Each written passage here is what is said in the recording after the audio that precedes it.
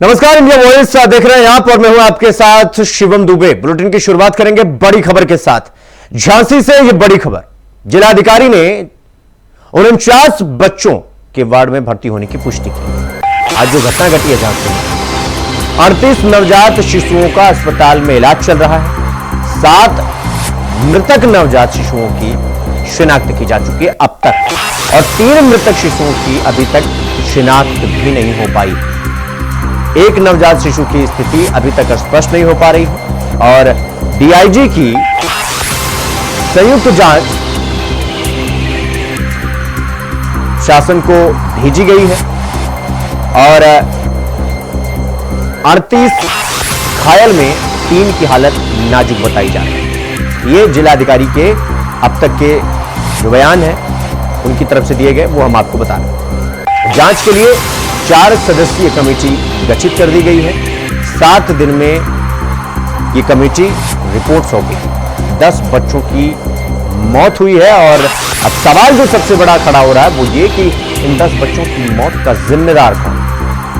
ये राज्य की जनता, पीड़ित परिवार के परिजन और उन बच्चों के मां बाप सवाल पूछ रहे हैं।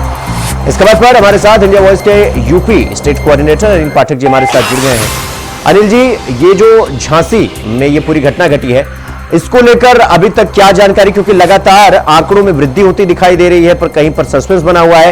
एग्जैक्टली क्या आंकड़े हैं और कितने बच्चों की अभी तक जो शिशु है उनकी मौत हुई है? क्या कुछ आधिकारिक बयान इस पूरी घटना को लेकर? अभी तक जो आधिकारिक बयान आए हैं वो हम बता दें कि 10 बच्चों की मौत है, वहीं करीब 3-4 बच्चे गंभीर रूप से उनका इलाज चल रहा है। और ये भी आरोप कर रहे हैं प्रशासन के ऊपर कि कुछ गंभीर रूप से जिनके बच्चों के माँ बाप जो हैं वो प्राइवेट अस्पताल में भी इलाज करवा रहे हैं। हालांकि मुख्यमंत्री की तरफ से जो बच्चे डेथ हुए हैं उनके परिजनों को 5-5 लाख रुपये मुआवजा धनराशि और जो गंभीर रूप से घायल हैं उनको 50-50 हजार रुपये इमदाद के तौर पर देने की घोषणा की गई है। लेकिन सियासत इसी के साथ गर्म हो गई है। झांसी मेडिकल कॉलेज में भी है हादसे को लेकर के। हादसा क्यों हुआ, कैसे हुआ, ये अभी तक तय नहीं हो पाया है और इसको तय करने के लिए 3 लेयर जांच कमेटी बनाई गई है। एक स्टेट की कमेटी है, एक दफ्तर की कमेटी है, दूसरा हेल्थ की कमेटी है। क्या वजह थी जिसकी वजह से 56 साल पुराने झांसी मेडिकल कॉलेज में ये हादसा हो गया और वो बच्चे जो जिंदगी के लिए आए थे और वो काल के गाल में। अनिल जी, इस पूरी घटना में जो सबसे ज्यादा इस घटना से स्तब्ध हैं, दुखी हैं, शायद वो इस सदमे से बाहर भी ना निकल पाए, वो जिनके बच्चे, दुर्मिह बच्चे वहां पर थे और इस पूरी घटना का शिकार हो गए, वो शायद सदमे से बाहर नहीं आ पाएंगे। उन पीड़ित परिजनों का अभी तक कोई बयान सामने निकल कर आया? देखिए, तमाम पीड़ित परिजन हैं जिनका साफ कहना है कि उनके बच्चों की लाशें उनके प्रशासन की तरफ से नहीं जा रही है और 4 बच्चों की लाशों की अभी तक शिनाख्त नहीं हो पाई है। प्रशासन की तरफ से ये कहा जा रहा है कि डीएनए करा करके उनके माँ बाप का पता लगाया जाएगा, क्योंकि मासूम बच्चे थे, 2 दिन 4 दिन 10 दिन के वो बच्चे थे, उस कदर झुलस गए हैं, इस तरह वो काले हो गए हैं। लोगों का ये भी कहना है बच्चों का जो शव है वो कोयले में तब्दील होता हुआ नजर आ रहा है। इसके अलावा तमाम बच्चे जो हैं वो गंभीर रूप से झुलसे हुए हैं, जिसका इलाज चल रहा है।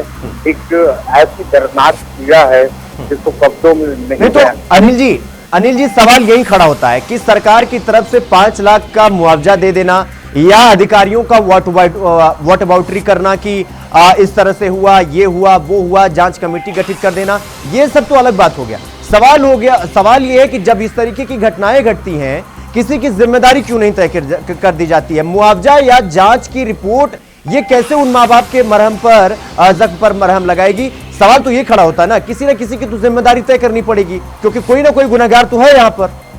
देखिए, जख्म बहुत गहरा है। प्रदेश सरकार ने जख्म पर मरहम लगाने के लिए जो इमदाद के तौर पर 5-5 लाख रुपए मतलब के परिजनों को देने की ऐलान किया है। साथ में जो झुलसे हुए जो बीमार हैं गंभीर, उनको 50-50 हजार रुपए में देने की बात कही है। लेकिन साथ में ये भी कहा है कि जांच कराई जाएगी और जो भी दोषी होगा उसके खिलाफ सख्त कार्रवाई की जाएगी।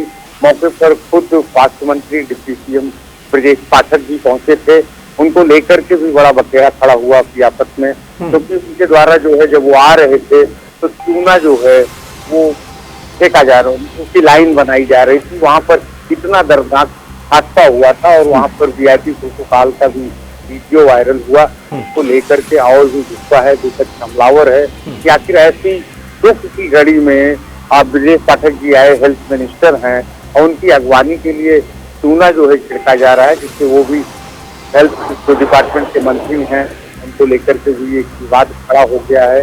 लगभग ये है शिवम की जांच चल रही है, प्रशासन की तरफ से हर संभव प्रयास किए जा रहे हैं, लेकिन जवाबदेही अभी तक तय नहीं हो पाई है। बिल्कुल अनिल जी, आप हमारे साथ बने रहिएगा, हम फिर आपका रुख करते हैं।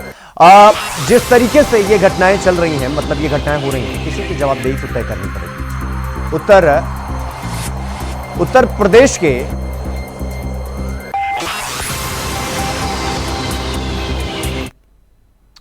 उत्तर प्रदेश के झांसी में बच्चों की मौत पर मचे कोहराम के बीच सड़क पर चूना डलवाने का मामला अब वो गहरा गया है, मतलब वो अब सेंटर पे आ चुका है, क्योंकि जो कोई उस तस्वीर को देख रहा है वो हतप्रभ है, स्तब्ध है। और इस मामले में उप मुख्यमंत्री ब्रजेश पाठक ने सख्त रुख अख्तियार किया है। इस प्रकार का कृत्य कराने वाले अधिकारियों की पहचान कर कार्रवाई के निर्देश दिए गए हैं उप मुख्यमंत्री की तरफ से। दरअसल यूपी के झांसी में महारानी लक्ष्मीबाई मेडिकल कॉलेज हादसे ने लोगों को झकझोर कर रख दिया। 10 नौनिहाल वो बच्चे जिन्होंने अपनी आंखें भी नहीं खोली, शायद पहली आंखें खुलती तो मां बाप को देखते, निहारते, लेकिन उससे पहले इस हादसे ने उनको हमेशा हमेशा के लिए सुला दिया। और ये 10 नौनिहाल जलकर इनकी मौत हुई। और इस मामले के बाद अभी तक इस पर कई सवाल खड़े हो रहे हैं। सरकार और स्वास्थ्य सेवाओं पर सवालों के बीच एक बड़ा मुद्दा सड़कों पर चूना डाले जाने का आया। मतलब किस तरह से इस पूरी घटना पर लीपापोती करने की कोशिश की जा रही है, क्योंकि आप सोच कर देखिए कि जिस तरीके से ये घटना घटी, ये देखिए, ये हम आपको दिखा रहे हैं कि सड़क पर चूना डाला जा रहा है बाकायदा। एक तरफ वो बच्चे जिन्होंने आंखें भी नहीं खोली, पहली बार अपने मां बाप को निहारा तक नहीं, मां बाप ने भरपूर तरीके से अपने उन बच्चों को निहारा तक नहीं, और दूसरी तरफ ये तस्वीरें भी आप देख रहे हैं। हालांकि इस मामले में जांच के आदेश तो दे दिए गए, मुआवजे की भी बात ऐलान कर दिया गया है, मुआवजे का। मेडिकल कॉलेज में हमारे पहुंचने से पहले कोई व्यक्ति सड़क के किनारे चूना डाल रहा है, जो कि बहुत ही दुखद है। मैं इसकी निंदा करता हूं और जिलाधिकारी महोदय से कहता हूं कि ऐसे व्यक्ति को चिन्हित करें, जिसने चूना डलवाया उसके खिलाफ कड़ी से कड़ी कार्रवाई करें।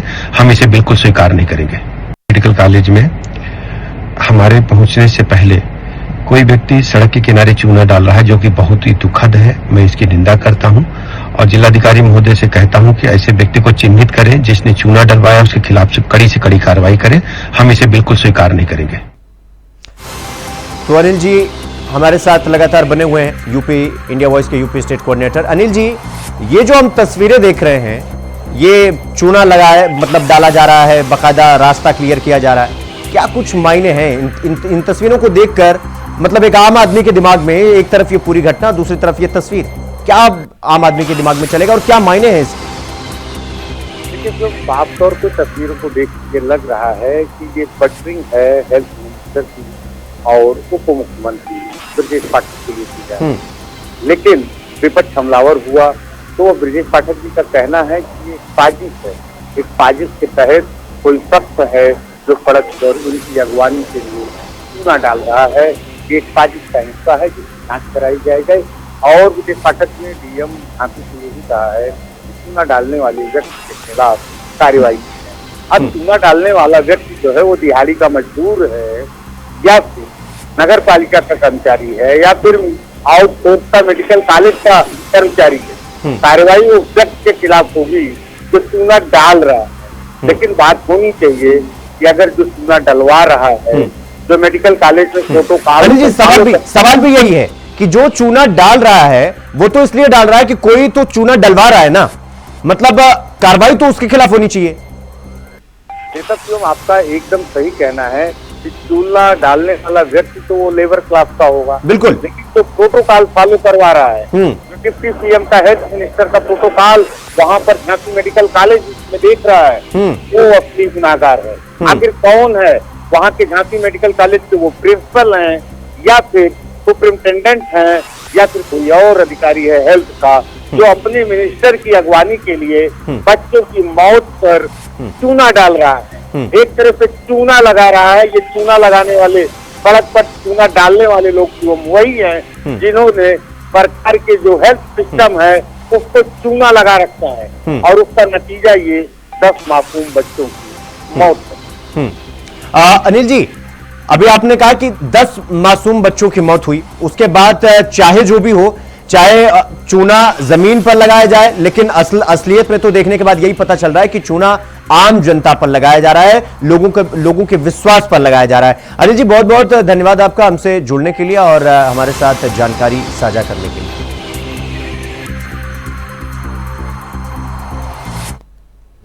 इस समय हम झांसी मेडिकल कॉलेज के इमरजेंसी वार्ड के बाहर खड़े हुए हैं। आप देख सकते हैं रात्रि का मौसम है, ठंड लगातार बढ़ती ही जा रही है और इतनी बड़ी घटना घटित होने के बाद परिजनों को बैठने, उठने और लेटने की कहीं कोई व्यवस्था नहीं है। आप देख सकते हैं एक परिवार यहाँ लेटा हुआ है, इनका बच्चा भी यहाँ भर्ती था। इन्होंने अपने बच्चे को बड़ी मुश्किल के साथ बाहर निकाला है। इनसे हम बात करेंगे और जानेंगे क्या पूरी घटना हुई थी।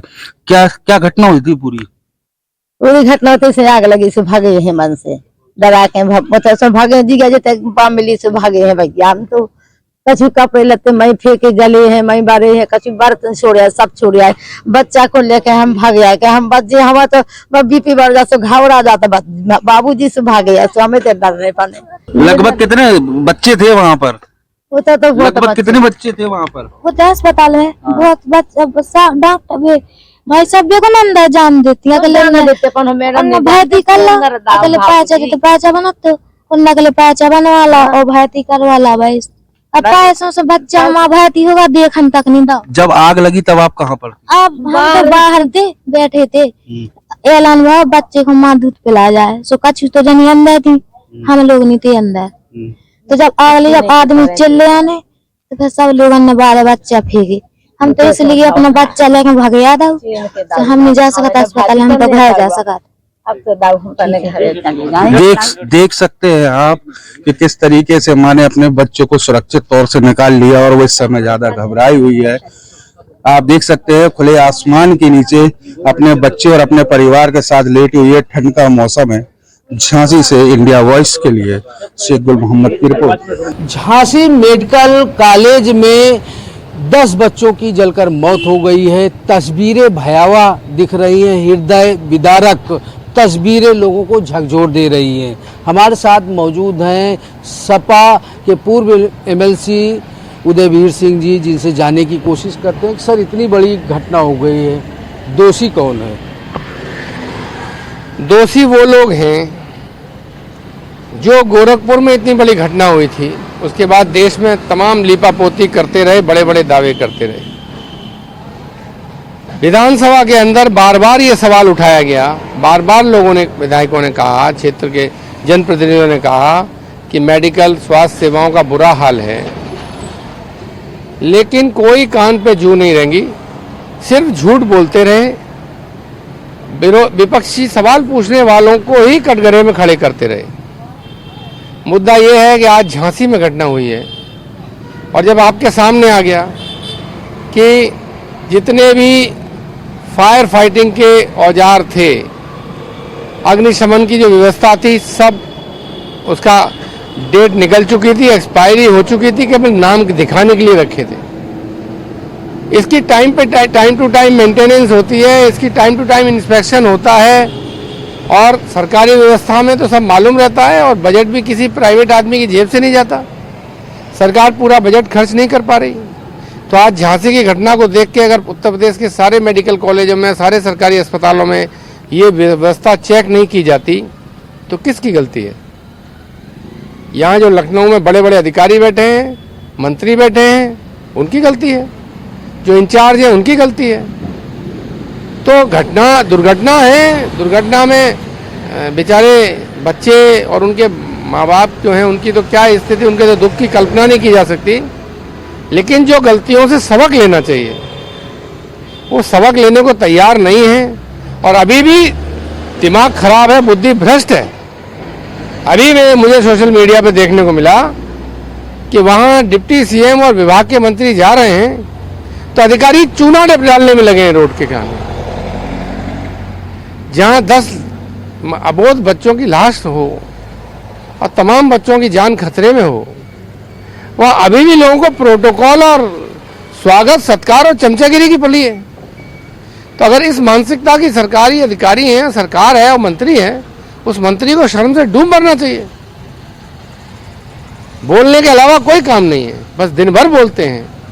और आज के समय तो कम से कम कोई एग्जाम्पलरी एक्शन लें, कुछ का जिम्मेदारी फिक्स करें, कुछ करके दिखाएं। अब तक तो नहीं किए, सुनते रहे विधायकों की और विधायकों को उल्टा गाली देते रहे। ये गोरखपुर रिपीट हुआ था, तभी अगर गोरखपुर की घटना के बाद सारे मेडिकल कॉलेजेस की अगर मानकों की सही तरीके से जांच हुई होती, सब व्यवस्था चेक की गई होती, तो हो सकता था ये घटना न होती। सीएम योगी आदित्यनाथ ने 12 घंटे के भीतर रिपोर्ट मांगी है और साथ ही साथ जो पीड़ित हैं उनको 5-5 लाख रुपए देने का ऐलान भी किया है।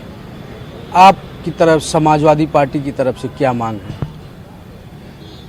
देखिए, करके दिखाना होता है सरकार में। उन्होंने 12 घंटे में रिपोर्ट मांगी, उन्होंने 18 घंटे में रिपोर्ट मांगी। गोरखपुर में तो वो खुद थे ना। गोरखपुर में जो रिपोर्ट आई थी वो सारे मेडिकल कॉलेजों पर क्यों लागू नहीं की? और इसके अलावा क्या है योगी आदित्यनाथ तो उनकी सरकार पर जो बोल सकते हैं? क्या बोल सकते हैं बताइए? इतनी राजनीतिक इच्छा शक्ति तो है नहीं कि वो निर्णय ले लें कि जिन जो दोषी हैं, जिन्होंने की लापरवाही से ये हुआ, उन पर मैं कार्रवाई करता हूं। तो इस देश की आज भी यही विडंबना है कि आज भी गरीब की जान की कीमत अमीर के जान की 1/4 भी नहीं। रुकेंगे एक छोटे से ब्रेक के लिए, खबरों का सिलसिला जारी है, फौरन लौट रहा है। ब्रेक के बाद एक बार फिर आप सबका स्वागत है मेरे साथ। रुक करेंगे अगली खबर की ओर। अगली खबर प्रयागराज से है, जहां पर महाकुंभ जो कि 2025 में होने वाला है, उसको लेकर पूरी तैयारी नए तरीके से प्रदान करने की कोशिश की जा रही है मुख्यमंत्री योगी सरकार की तरफ से। बाबा विश्वनाथ की नगरी काशी की तर्ज पर तैयारी चल रही है। प्रयागराज के घाटों को नया रूप देने की तैयारी कर रही है योगी सरकार और महाकुंभ में नए स्वरूप में मां गंगा और यमुना के जो प्राचीन घाट हैं, जो पुराने घाट हैं, उनको नए रूप की देने की तैयारी में लगी हुई है योगी सरकार। और शहर के 7 घाटों का कायाकल्प, यानी कि पूरी तरीके से नए रूप में वो घाट नजर आएंगे और सौंदर्यीकरण का कार्य पूरा होगा। और यानी कि नए तरीके से घाटों को बनाया जाएगा काशी की तर्ज पर। जिस तरीके से यानी जो वाराणसी बनारस के गंगा घाट हैं, उन्हीं की तर्ज पर प्रयागराज में जो 7 घाट हैं उनका कायाकल्प बनाया जाएगा, उनको सौंदर्यीकरण किया जाएगा, यानी उनको सजाया जाएगा। किसी भी प्रकार की कमी ना रह जाए, इसलिए मुख्यमंत्री योगी आदित्यनाथ की सरकार लगातार महाकुंभ जो कि 2025 में होने वाला है, उसको लेकर पूरी तैयारी चल रही है। तो ये बड़ी खबर हम आपको बता रहे हैं प्रयागराज से, जहां पर महाकुंभ 2025 को नए तरीके से और नया एकदम बनाने के लिए योगी सरकार जुटी हुई है।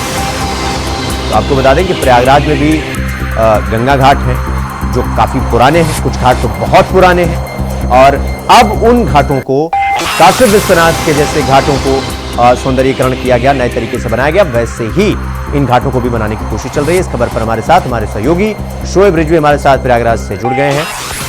शोएब, जिस तरीके से महाकुंभ को और भव्य बनाने के लिए योगी सरकार लगी हुई है और अब घाटों को ये कहा जा रहा है कि नए तरीके से उनको बनाया जाएगा वाराणसी के तर्ज पर, यानी काशी के जो घाट है उनकी तर्ज पर, और क्या कुछ तैयारी की जा रही है सरकार की तरफ से?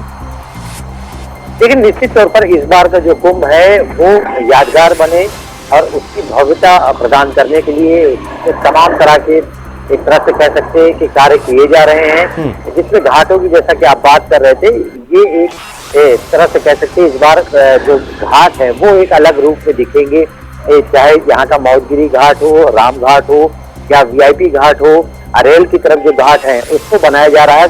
काफी हद तक घाट बन भी चुके हैं, क्योंकि यहाँ पर पिछले काफी समय से घाट उस तरह से नहीं थे जिस तरह से काशी बनारस में घाट हैं। उसकी एक वजह ये हुआ करती थी कि जल की वजह से वहाँ पर इसको बनाना एक मुश्किल काम था, लेकिन इस बार सरकार ने पहल की और इन घाटों को बेहतर तरीके से बनाया गया है, जैसा कि आप बता भी रहे हैं।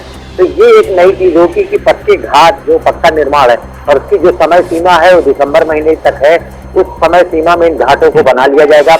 उसके अलावा शहर के अलग अलग जो प्राचीन उनको सजाया जा रहा। शोएब, मुख्यमंत्री योगी आदित्यनाथ को हम लोग जानते हैं कि जिस तरीके से अयोध्या में हमने देखा कि भगवान रामलला जब विराजमान हो रहे थे कितना भव्य कार्यक्रम हुआ, और अभी हमने कल ही देव दीपावली देखी वाराणसी में, किस तरीके से घाटों को सजाया गया था, 22 लाख दियों से घाट जगमगा रहे थे। क्या एक पहल प्रयागराज में भी मुख्यमंत्री कर रहे हैं कि पौराणिक जो मंदिर है उनको पहले आदेश दे दिया गया है कि इनको नए तरीके से बनाया जाए, अब घाटों को इस तरीके से सजाया जा रहा है, यानी कि मुख्यमंत्री एक होता है नया, एक होता है कि उसको भी पूरी तरीके से बम्पर वे में ले जाना और उनको भव्य तरीके से आयोजन करना, तो वो एक पहल दिखाई देती है मुख्यमंत्री योगी आदित्यनाथ के इस आदेश में।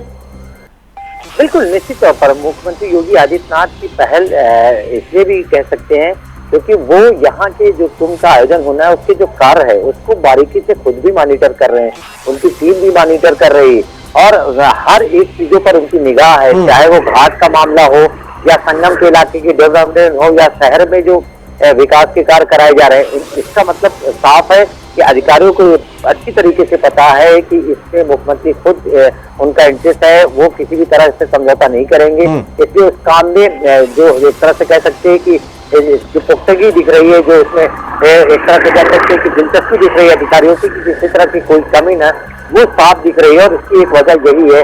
मुख्यमंत्री योगी आदित्यनाथ, शोएब बहुत बहुत धन्यवाद आपका हमसे जुड़ने के लिए और खबर पर जानकारी हमारे साथ साझा करने के लिए। तो रुक करेंगे अगली खबर की ओर। अगली खबर मैनपुरी से है, जहां की करहल थाना पुलिस और सर्विलांस टीम को बड़ी सफलता मिली। आपको बता दें कि पुलिस ने 2 कुंतल से अधिक मादक पदार्थ और अवैध गांजा के साथ 3 आरोपियों को गिरफ्तार किया है। पकड़े गए गांजे की कीमत 50 लाख रुपए बताई जा रही है। पकड़े गए सभी आरोपी दूसरे जनपद के रहने वाले बताए जा रहे हैं। तो खबर बहराइच से है, जहां तेंदुओं का आतंक देखने को मिला है। आपको बता दें कि तेंदुए ने 4 वर्षीय बालक पर हमला कर दिया और हमले में बालक गंभीर रूप से घायल हो गया। उपचार के दौरान बच्चे की मौत हो गई। सूचना पर पहुंची पुलिस ने शव को कब्जे में लेकर जांच पड़ताल शुरू कर दी।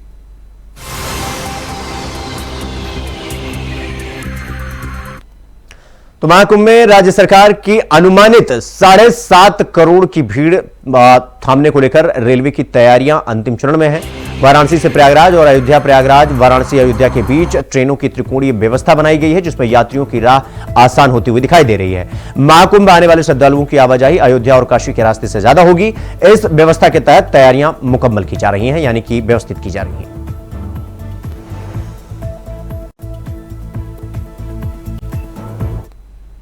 रुक करेंगे अगली खबर की ओर। हरदोई में बिलहारी से शाहाबाद जा रहे एक कपड़ा और सराफा व्यापारी के साथ लूट की वारदात को अंजाम दिए जाने का मामला सामने आया है, जिसमें व्यापारी को कंधे पर गोली लगी थी और पीड़ित ने यह बताया कि गोली मारकर उसके पास से 1 सोने की चैन, 3 सोने की अंगूठी और 1,20,000 रुपए लूट लिए गए, जिसके बाद व्यापारी को अस्पताल में भर्ती करवाया गया था, जहां पर उसका इलाज चल रहा है।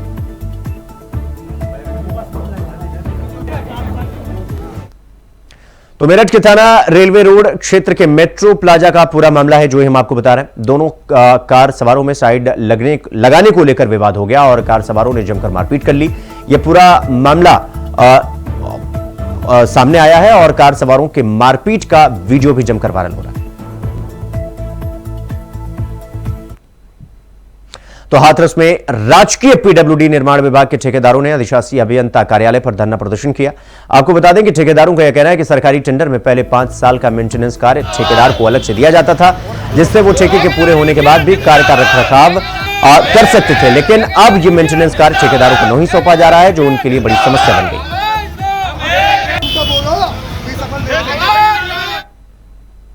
रुक करेंगे अगली खबर की ओर। लखनऊ में पुलिस की कार्रवाई पर सवाल खड़े हो रहे हैं और क्यों, आपको बता दें कि पुलिस मुठभेड़ के दौरान बदमाश कमलेश तिवारी के पैर में गोली लगी थी और पैर में गोली लगने के बाद पुलिस ने कमलेश तिवारी को गिरफ्तार किया था, जिसके बाद उसे घायल अवस्था में अस्पताल में भर्ती करवाया गया और अस्पताल में इलाज के दौरान कमलेश की मौत हो गई और जिसके बाद कानून व्यवस्था पर सवाल खड़े होने लगे।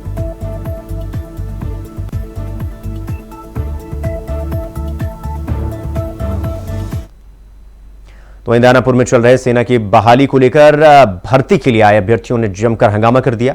आपको बता दें कि दानापुर के सैनिक चौक के पास सैकड़ों की तादाद में पहुंचे अभ्यर्थियों को कंट्रोल में पुलिस को लेते लेते पुलिस के भी यानी प्रशासन के भी पसीने छूट गए।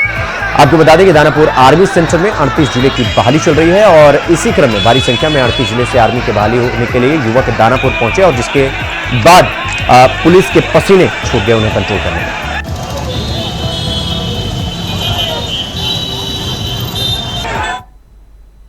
तो बुलेटिन में फिलहाल अभी के लिए बस इतना ही। देश और दुनिया की तमाम खबरों को देखने के लिए देखते रहिए इंडिया वॉइस। नमस्कार।